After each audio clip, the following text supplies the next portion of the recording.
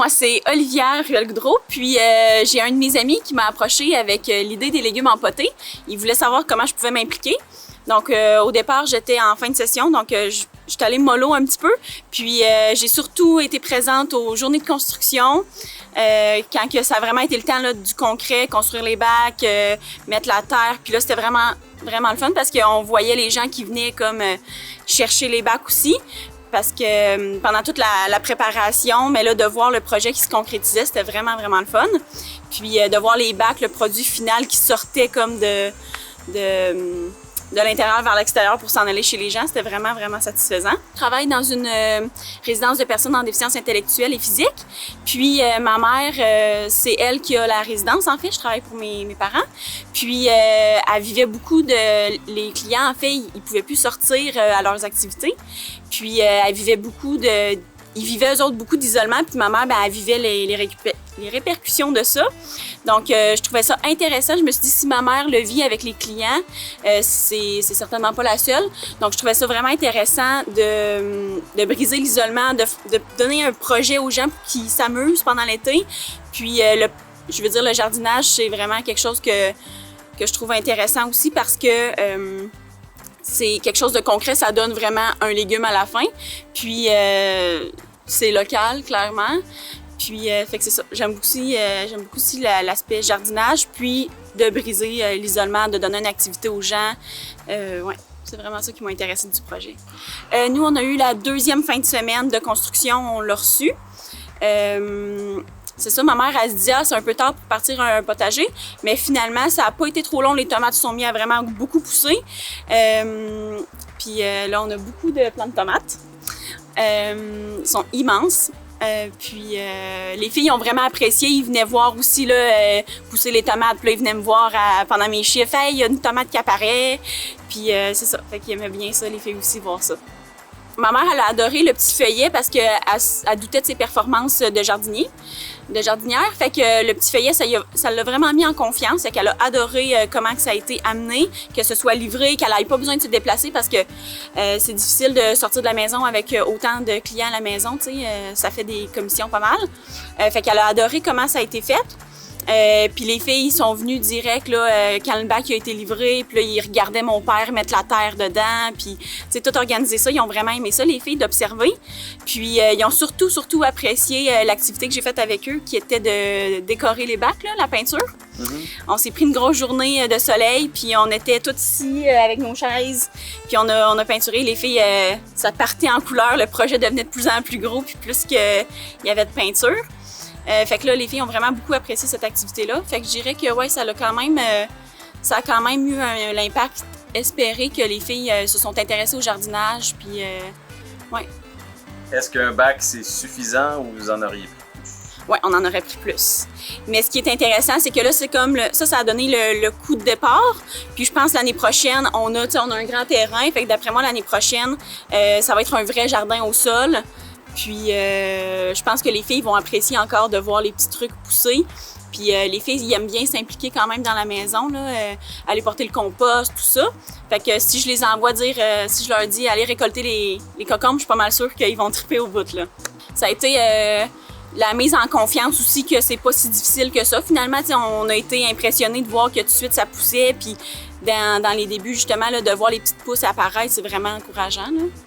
Puis je pense qu'on a été un petit peu gourmands. Là. On voulait pas trop sectionner nos petites pousses. On voulait toutes leur laisser la chance.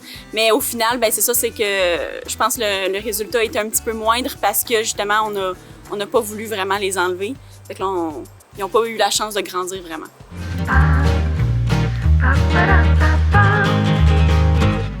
Et c'est notre deuxième expérience de jardinage. La première, c'était il y a 4 ans quand on n'avait pas les enfants. Puis ça a été vraiment... on n'a pas réussi à rien cueillir puis à rien faire de notre jardin. Je crois qu'on n'avait vraiment pas le pouce vert. Fait que c'est un projet qu'on avait vraiment mis de côté en se disant peut-être qu'on n'est pas bon pour faire ces choses-là. Fait que d'avoir un jardin comme ça cette année, ça nous a permis de pouvoir développer ce pouce vert-là. Puis surtout qu'on avait plein de bons conseils pour réussir. Fait que cette année, je crois que ça a fonctionné quand même bien, là. Nous, on a vraiment aimé découvrir le jardinage surtout quand ça fonctionne. Puis c'est sûr que c'est un projet qu'on va remettre à l'année prochaine, même qu'on a déjà prévu passer à une phase 2 puis reconstruire un autre bac comme celui-là, mais de l'autre côté du module. Fait que je pense que c'est un projet qui, à long terme, va vraiment évoluer pour notre petite famille. Nous, notre bac, c'est comme effondré. Fait que, dans le fond, il a fallu comme repartir à zéro à un mois de décalage de tout le monde. Fait que c'est sûr que ce qui est des concombres et des tomates, on n'a pas encore pu récolter, mais on voit déjà que ça pousse. Fait que si on croise les doigts, peut-être qu'on va réussir à en cueillir. Mais sinon, la salade, les bêta-cardes, la nette, c'est très bien poussé. Fait que ça fait longtemps qu'on en mange, surtout Léonie, qui en mange chaque jour. Dans le fond, le bac faisait peut-être un 3-4 pieds. Puis nous, on avait, comme ça fonctionnait déjà très bien, on avait déjà un projet l'année prochaine de se construire un grand bac. Mais comme le bac est tombé, le projet a été remis à cette année, finalement. Puis c'est ça, on a construit notre bac de 12 pieds, puis on a tout replanté avec les conseils des légumes en potée. Puis on a croisé les doigts fort qu'on puisse avoir nos plants, puis finalement ils ont très bien poussé. T'avais peur pour tes concombres aussi? Oui, j'avais très peur parce qu'on m'a dit qu'un coup que les concombres sortent de terre, les racines, bien finalement c'est très compliqué de pouvoir les faire repousser, même voire quasi impossible. Fait que moi j'ai pris une chance, puis je me suis dit ben j'ai rien à perdre. De toute façon, à ce temps-ci de l'année, on n'en trouvait plus. Fait qu'on les a replantés, puis on a juste croisé les doigts, on s'en est occupé beaucoup, on a mis de l'engrais, on les a arrosés vraiment intensément. Finalement, ben, j'en ai un qui est rendu qui me dépasse. Puis les autres qui poussent tranquillement pas vite. Fait que sur 5 concombres, on a perdu juste un.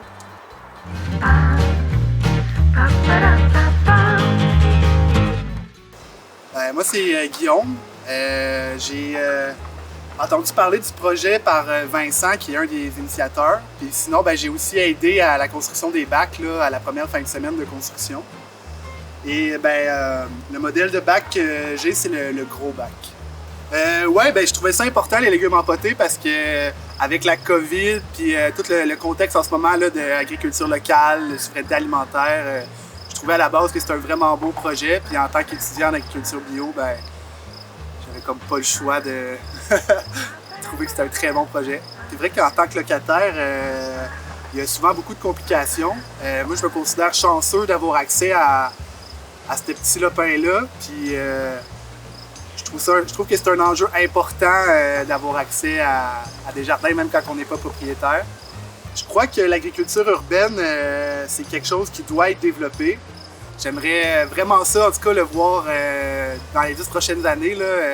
C'est surtout qu'il y a un nouveau programme en agriculture urbaine à Victo, puis que c'est dans plein de villes en ce moment, il y a un boom là-dedans. Fait que, non seulement je suis content de le voir, mais je supporte ça à 100%. Là. Malgré que j'ai déjà eu des cours de production séricole, puis que j'ai fait pousser des tomates en serre, puis que j'ai déjà toute la théorie, ça reste que c'est la première fois que je fais pousser un plant de tomates du début à la fin, moi toute seule, sans avoir d'autres mondes autour de moi pour le faire, pour partager les tâches. J'ai eu le transplant qui était déjà parti, mais c'est moi qui l'ai transplanté, c'est moi qui l'ai tutoré, taillé, effeuillé, puis c'est moi qui l'ai arrosé. Je suis content du résultat, ils sont très beaux, puis les tomates sont grosses. C'est sûr que j'aimerais ça, que ça grossisse d'année en année. Avoir un plus gros jardin l'année prochaine, je serais capable de m'en occuper. Le seul problème, c'est que je ne sais pas si je vais habiter encore ici l'année prochaine. Ça, c'est un enjeu, je crois, pour les locataires de planifier un jardin quand tu sais pas si tu re-signes ton bail.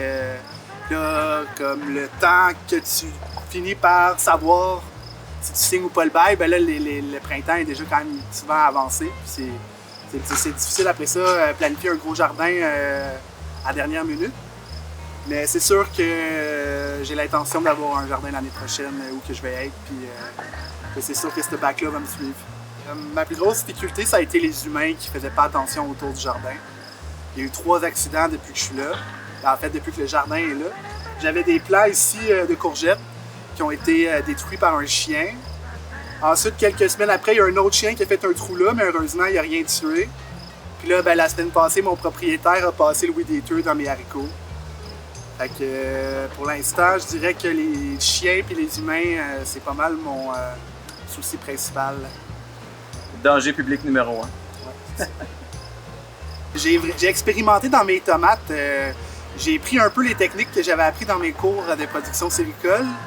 qui normalement, les plants de tomates, on garde 2 têtes, la tête principale puis une deuxième tête secondaire qu'on fait devenir comme une deuxième tête principale, puis on les fait partir à 2 têtes. Moi, j'ai gardé le principe d'avoir 2 têtes par plant, sauf qu'au lieu de les faire grimper sur une corde avec des clips en plastique, je les fais grimper sur la clôture, puis d'un côté, j'ai un plan que les 2 têtes sont du même côté de la clôture, puis l'autre, j'ai fait un test, j'ai une tête qui va de l'autre côté, puis une tête qui reste du côté ici pour voir si ça va mieux aller.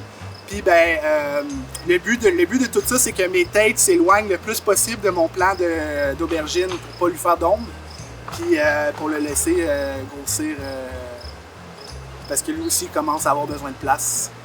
Au début de la saison, j'avais pas tout le matériel qu'il me fallait, donc j'ai pris des vieux lacets de souliers pour attacher mes plants de tomates sur la clôture. Je pense que l'économie circulaire, la réutilisation, pas juste le recyclage, mais carrément de réutiliser les objets avec une deuxième vie, je pense que c'est nécessaire. Surtout en agriculture, qu'on a souvent besoin d'un petit bout de bois ou un petit bout de corde. Si on est pour en acheter du neuf à chaque fois, ça coûte cher. Puis je pense pas que c'est nécessaire. Je pense qu'on peut se débrouiller avec des trucs qui traînent à la maison pour un jardin personnel, puis il n'y a aucun problème. Je pense que même c'est conseillé. Je le conseille en fait. C'est un peu ça l'essence aussi des légumes empotés, c'est-à-dire de faire l'agriculture, de l'offrir à des gens, mais avec des matériaux recyclés ou ce qu'on peut trouver aisément. Oui, c'est ça. Je pense que le résultat va être vraiment satisfaisant pour mon cas. Je pense que je vais avoir quand même beaucoup de légumes, puis ça m'aura rien coûté du tout. Même que, tu sais, avec tout le temps libre que j'avais à cause de la COVID et du confinement, ça a occupé mes journées. Puis des fois, j'avais juste ça à faire, sortir 2 fois par jour pour arroser le jardin en début de saison. Puis je suis vraiment content du résultat puis du projet aussi.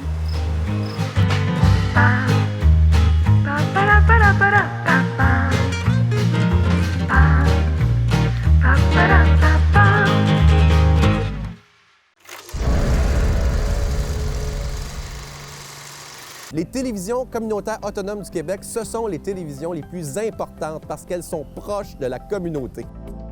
On veut encourager des gens qui parlent de ce qui nous intéresse, mais aussi qui participent au développement local. Mais c'est fini le temps là, où on allait lire une affaire qui a été écrite avant hier au bout du monde. Non! Si vous savez ce qui se passe chez vous, bien, ma télé préférée, c'est la télé autonome communautaire. C'est ici que ça se passe.